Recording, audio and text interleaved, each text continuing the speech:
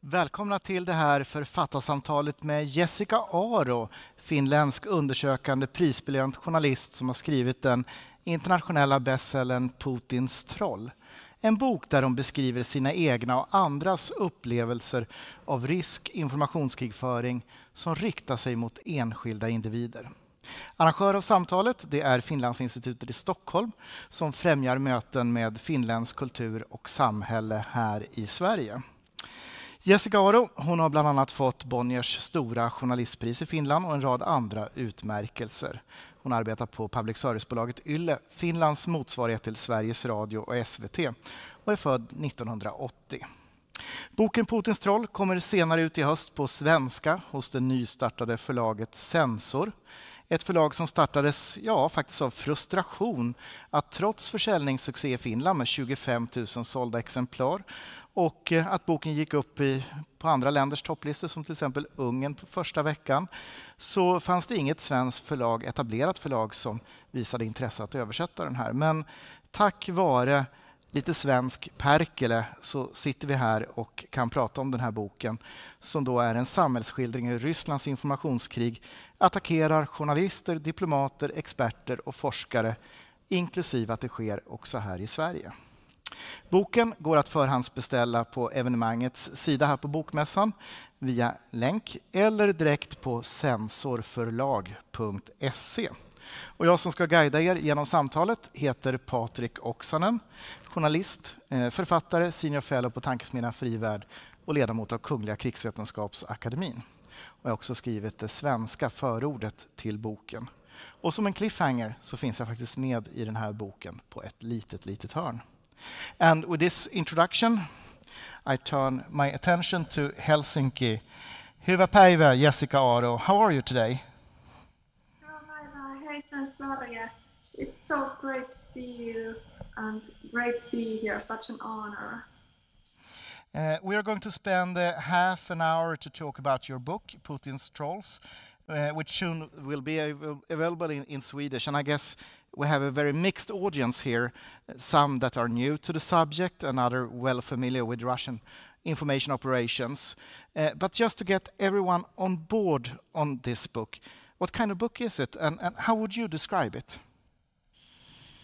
It's very detailed description of how the Kremlin does and conducts information warfare against Western individuals. So it's basically personal accounts from the fronts of Russian information warfare. And many of these people who have shared their stories in this book have become very close to myself, and we have supported each other because we have all become victims of Kremlin's information warfare conducted by either fake news sites or security services or criminal operations that are international in nature. You started with this subject about Russian information warfare back in 2014. That is very early. It is before Donald Trump was elected president, for example. Can you just briefly tell the audience what started to happen when you dig into this subject? Yes, definitely. So in 2014, I started to investigate the then newish phenomenon, the internet trolls and propagandists who spread fake information from behind fake accounts on social media. So immediately as I started to investigate that topic, I became targets of Russian fake news. And it said in almost 10 different Russian fake news sites that I'm some kind of famous assistant of NATO and American Baltic Special Services. And also, unfortunately, my contact information was published along with this disinformation. So a very traditional trick was being used against me, the same trick that the Kremlin uses against critics all over, not just in the West, but also in Russia. So with this disinformation, so many individuals, so many unknown people were basically tuned in to hate me. And sent me hateful messages, sent me death threats, and this continued and still actually continues in also my native language, Finnish, fake news sites, and it has kind of developed into this nightmarish, never-ending harassment criminal operation against myself. And it seems to be the fate and destiny of all the others as well. The methods that are employed, it is a tool of psychological warfare with an idea of hindering people or journalists, experts, etc., that are viewed as an obstacle for Kremlin's aim. How severe would you describe these methods against the Western society? It's extremely severe. And the problem is that often these operations go under the radar of, for example, the security officials. And often we only learn about these when they have already caused significant damage. And one of the things that is so disturbing about these operations is that this is basically the Russian security services warfare, political warfare against individuals who are not equipped to counter these professional attacks. For example, in my book, there is a chapter about one of the most courageous people who I have been honored to know myself, a Lithuanian diplomat called Renatas Juška. And he was a staunch critic of the Kremlin, and he tried to raise awareness in the international community and in the diplomat community about the aggression potential of the Kremlin under Putin's era, starting already late 2000. So as he tried to raise the alarm with his colleagues, he became eavesdropped, and secretly his phone calls were being recorded. And then they were edited and cut and pasted and falsified and then spread on YouTube, and it created chaos and scandals in many different countries, which evidently and at the end led to his career to be destroyed as a diplomat. So this is the most worrying and disturbing thing that I found when I investigated these things, that we are often left alone to cope with seriously capabilities of a foreign country's espionage services. And, so it's an unfair balance in these fights. And you mentioned Renatas Juška, and for the audience, so they know he is not anymore among us, so he's not alive today, and that is a sad chapter. This is also why I want to raise his story and his teachings and what he shared with us and with the readers. And he really tries to warn about these dictatorships, how they also learn from each other. So if it's now Russia who is going after the critics and opposition and diplomats and journalists, he also stated that these dictators are really eager and quick to learn from each other. And the principles of psychological warfare against individuals, we know quite a lot from East Germany and Stasi's operations, and they had a phrase for it, Zersetzung, which could be translated into defragmentation, paralyzation, and we know from research done to victims from Eastern Germany that these methods have a long-term effects on the targets. How would you describe how society in Western democracies cope with this? It really varies. It depends on how is each country's justice system operating, how well equipped are the local police forces and law enforcement forces? Can they counter? Do they recognize these types of threats and operations? Also, if they do recognize, do they take it seriously enough? Because there are examples from so many different countries that not always do the police take this seriously. In Finland, in my case, where I was made a target of over 300 pieces of fake news about myself, including aggravated libels, including claims, for example, that I work with the CIA, that I am mentally ill, that I use drugs. And some of these fake news, by the way, had something like 100,000 readers. So the Finnish justice system has been able to somewhat take responsibility of putting these perpetrators who are doing this and conducting these operations and providing them justice. So they have been convicted and the justice processes continue. But in some cases, unfortunately, in countries like Serbia, where there is one really interesting story, also in my book, the police is not willing to look into these matters. And then the victim is left alone to survive with their own and to make complaints to the police in vain and without the criminals ever going to justice. And then there are many examples like from in between. But also these perpetrators often know that, for example, if they start writing fake news and filth stories on social media, they know that also the social media giants don't do anything or nearly enough to remove this material.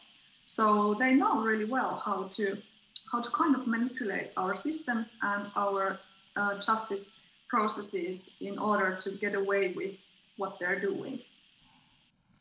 And in regards with your own case, you mentioned ongoing court case, and perhaps we should mention that you have a case in a historical Finnish Supreme Court.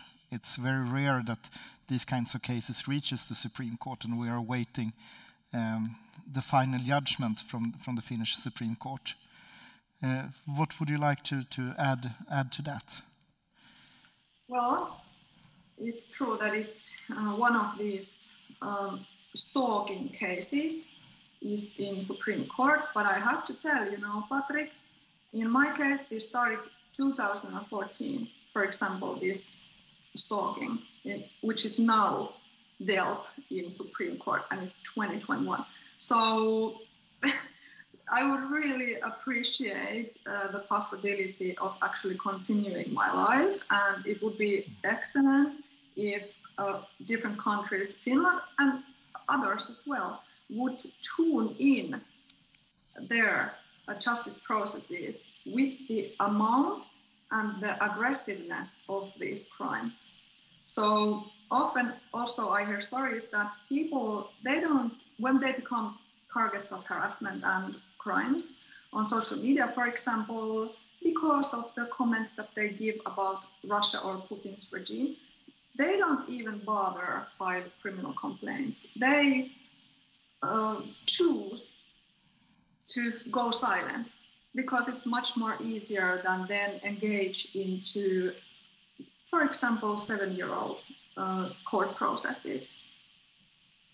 And by the way, I have to tell you, I think that you have also noticed, as you are expert in this topic, and you might have seen that in many of these cases, often when the victim actually tries to get justice, that is also being revenged in a very mafia-like manner. So it kind of needs even more from our police and from the judges that the judges are now capable of serving.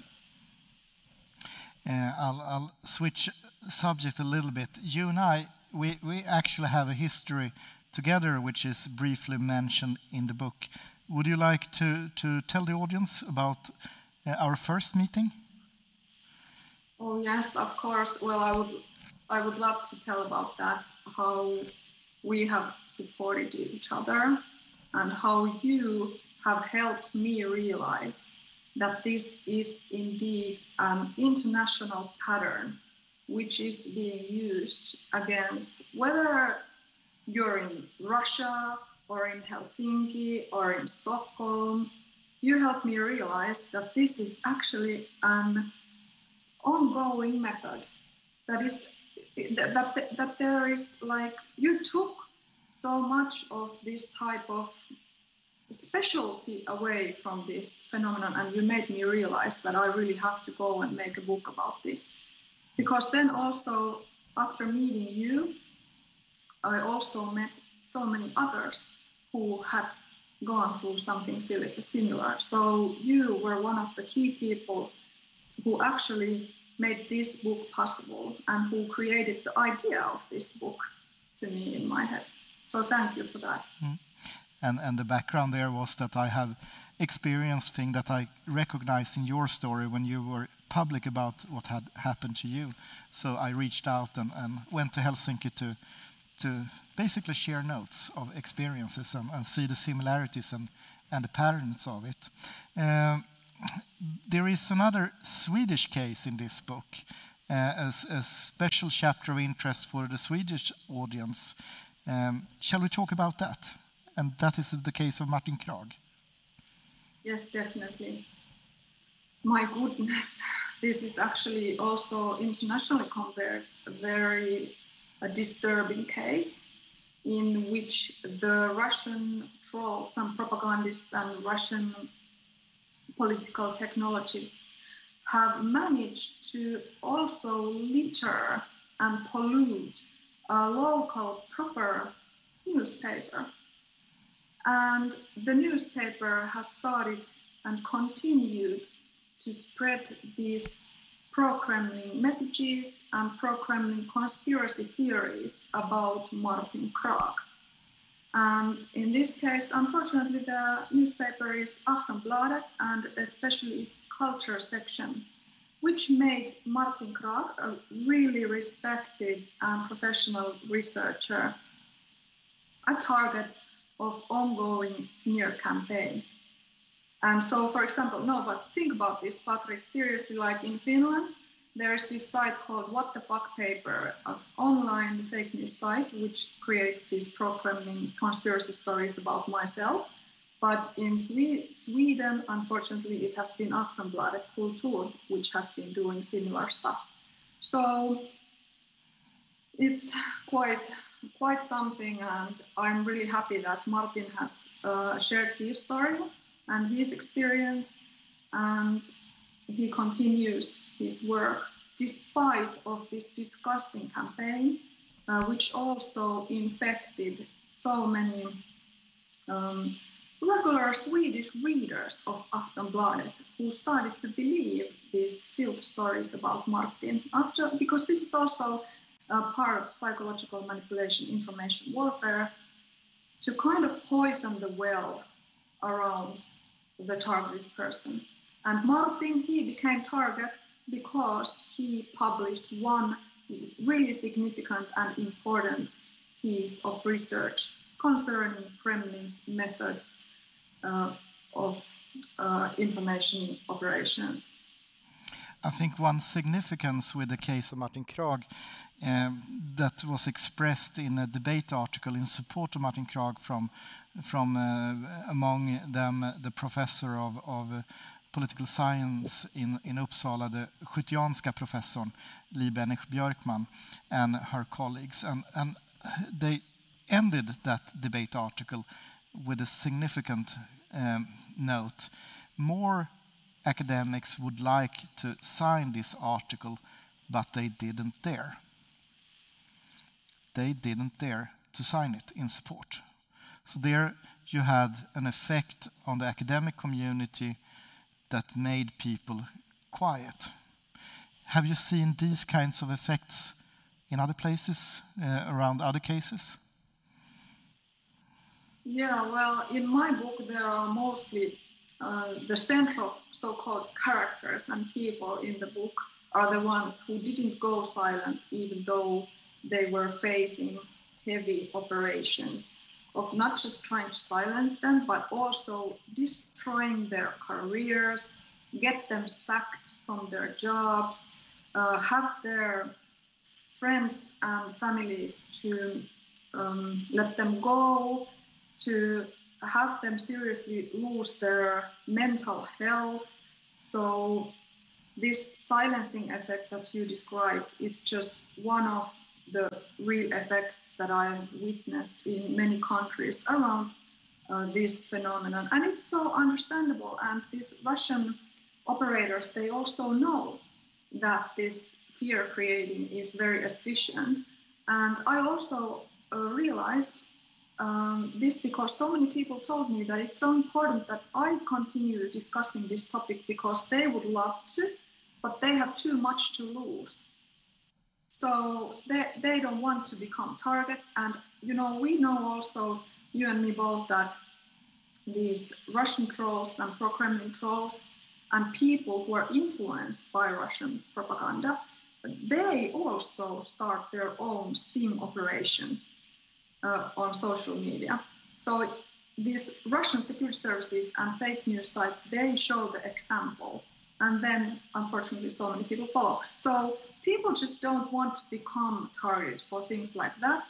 But then it's this is also one of the reasons why I just adore people who share their stories, because every time they do it, they become targets. But still, they continue doing it. And that's also why I want to make this book, to provide a platform to all these people who became targets. And perhaps now the audience that are looking into this conversation thinks, but why is Russia doing this? What are they aiming for? What would they like to achieve with these kinds of attacks?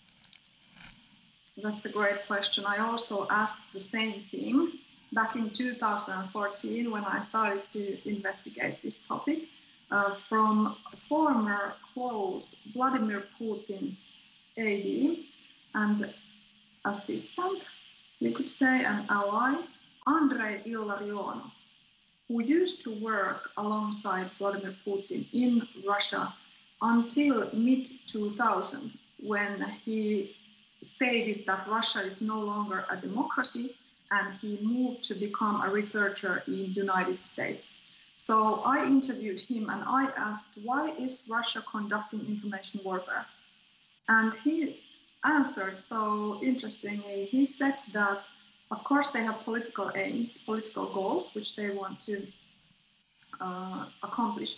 But also one of the reasons is because they can, and because they are like a village bandit, and they want everyone to be afraid of them. So this is one of the reasons. But of course, the most evident reasons why, for example, we witnessed a wave of crime and harassment against critics and journalists and diplomats around 2014 was the Russia's ongoing war in Ukraine.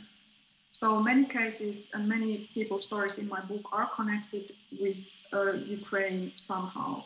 So Russia wants to conduct war against Ukraine for its political gain, and as part of that, it gets side help when it silences and attacks its critics. Do you think we should be afraid? Well, this feeling of fear is the key thing that these Russian political technologists and security services want to create in us. So it's important to know that this is kind of like industry of fear causing what they're doing. So if we look at that it's professional, like these guys want to kind of hijack our brains and have our paralyzed because of that fear. So I would say, of course, to your question, the answer would be no, we should not be afraid. But I understand if some people are afraid, because this is very scary business. And this is also why us as civilians would need so much help and assistance and support from our own government officials, our own security services, And we have seen very good developments, for example, in the United States, where the security services have gone after, and also political decision makers have gone after these troll factories and have indicted them as well. What more would you like to see Western democracies do to fight the fear politics of Russian special services? What more would you add to the political toolbox if someone from the government would listen to this conversation? I would want to hear more politicians commenting and addressing these threats and information aggression much more often than what we nowadays hear. So it's often raised in the European Union level, but in national level, not so often. So we need first the acknowledgement of this Russian information warfare threat. We have seen it in some countries, but in some countries not so much. And people like us as citizens of Western countries who are facing these information attacks, we need support. We are not prepared to handle it. So this is where I would want to see the politicians and security officials to really address it and to really state that they will help the citizens to cope with it, because the citizens cannot. There are, for example, just at the moment, the Russian political fake news are spreading so many conspiracies about the coronavirus. And there are so many people who actually believe those conspiracy theories. And it's not just endangering their own health, but also could endanger population's health. So this is why citizens need support. They cannot know when they are dealing with Russian trolls on social media, and they don't know that someone is trying to psychologically influence them. Time is flying really fast, but if you would like to give the audience here today a last word, and those who read this book when it comes out in Swedish, if you're not familiar with Finnish, later this autumn, what key message should they bear in their heart? And you have 40 seconds left to formulate that. The democracy and freedoms that we all enjoy, they don't come for free. And this book is a compilation of people who have paid really heavy price in order to provide us all freedom and democracy. So it's really important that you support these people and keep the democracy and freedoms going. Thank you, Jessikka, with us today from Helsinki. Love from Gothenburg. Take care, and we're looking forward to the Swedish version of Putins Trolls. Tack alla ni som har lyssnat, både här på plats i Göteborg och som tittar också via bokmässan Play. Och boken då Putins Troll av Jessikka Aro, den kommer ut i november och förhandsexemplar går att beställa via evenemangets sida här på bokmässan Play eller direkt via sensorförlag.se. Jag heter Patrik Oksanen och jag vill verkligen säga tack så mycket till er alla, och kom ihåg, demokrati försvarar sig inte självt. Tack så mycket.